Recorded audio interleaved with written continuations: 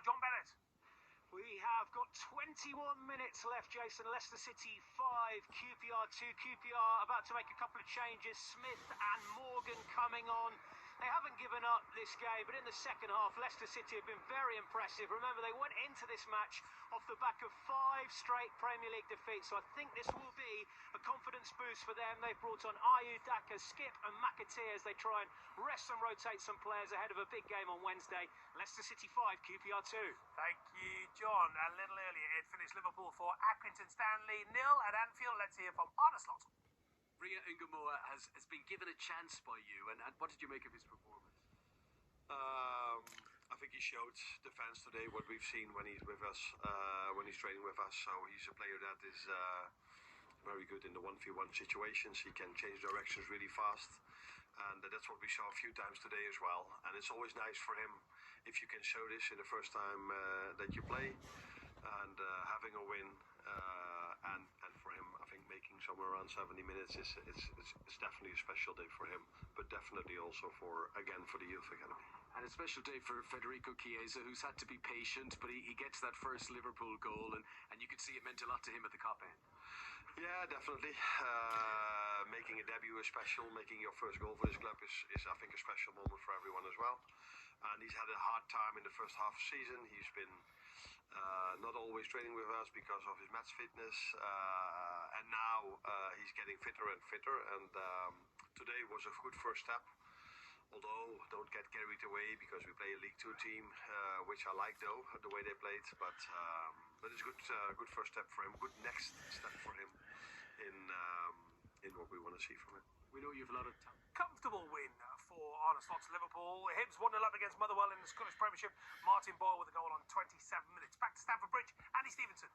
I tell you what, the Morecambe goalkeeper Harry Burgoyne is having a magical afternoon so far. Early days, of course, but he's just had 2 great saves. One, a brilliant bit of skill from Joao Felix, who's actually had a very lively half an hour or so. Felix spinning on the ball, getting a low shot away. Burgoyne got down to it really well to his right.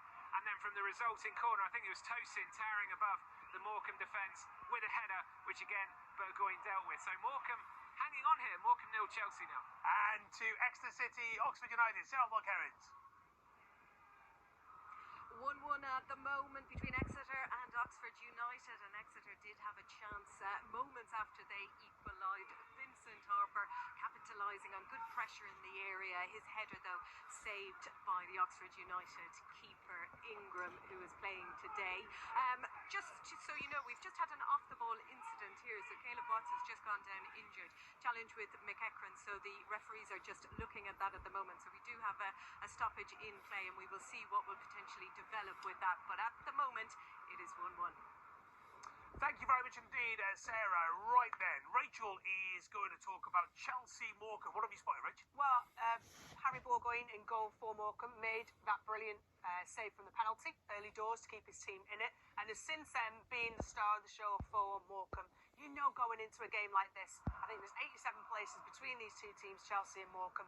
You're going to go in and you are going to have a busy day, probably the busiest of the season, and he's shown that he saved a penalty. He's got down low to his right, he's commanded his box brilliantly well. He kind of came through a load of players before to punch the ball, commanding his area.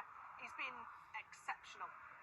You get such a buzz out of these things. You know, you do so much more in training as a goalkeeper, repetition-wise, than you ever get in a game, unless you're in a game like this against Chelsea. Who are the ones who go out early in training?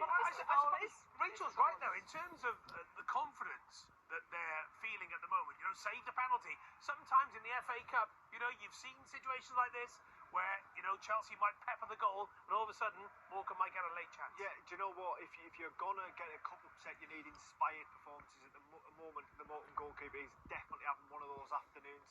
The more they hang on, the more they stay in the game, the more they will believe when they counter-attack that they can try and nick one in Chelsea. And who knows what the next 70, 80 minutes, 70, 60 minutes. Well, he needs to keep calm because you don't want any beef, Burgoyne. No. Let's go to Carew. Will Perry. Well, I'll tell you what, we've had a cracking first half so far here, goalless, but lots to tell you about, and potentially unfortunate for Amankwa Forson, who's the guy who struck the post and scored those 2 late goals against Coventry last time out. He looks like he's injured himself in a tackle with Jorginho Ruta.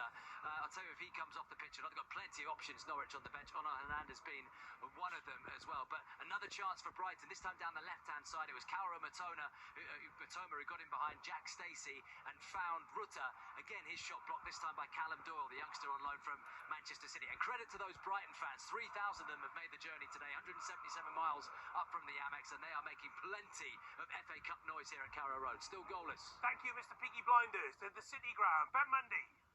Forest 0, Luton 0. The hosts making 11 changes from their Premier League win over Wolves on Monday, but they're on top. James Ward-Prowse back in the side. He's just had a free kick, caused all kinds of problems in the Luton box. Forest's best, though, this afternoon from their captain, Ryan Yates, rattled the top of the bar. Luton have gone close too from distance. Liam Walsh from about 30 yards out. And we nearly had a real FA Cup moment. Luton's Isaiah Jones on debut showed twinkle feet, wriggled through the box, but couldn't squeeze a close-range shot in. Really unlucky, so it's still goalless. Hibs 6th in the Scottish Premiership, but now 2-0 up against Motherwell. Nectarios Triantis with a goal on the half-hour mark. Back to the FA Cup and Bournemouth West Brom. Barfiber. And what a time to join us, because Bournemouth have doubled their lead. The man doing the damage this time